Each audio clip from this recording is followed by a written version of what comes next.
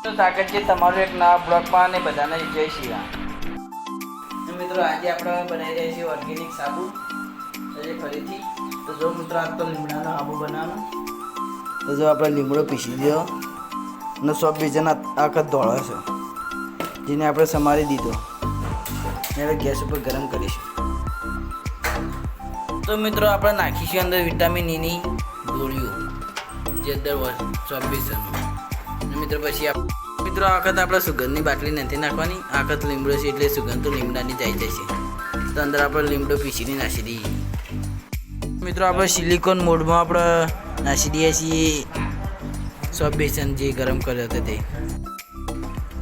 તો મિત્રો આપણા બાજુમાં 3 પ્રકારના સિલિકોન મોડ છે. એક છે આ ચોરસ, એક છે આ લંબગોળ અને એક છે આ મધુમક્ખીવાળો. એક ગોળ જ છે મધુમક્ખીની પેટર્નવાળો.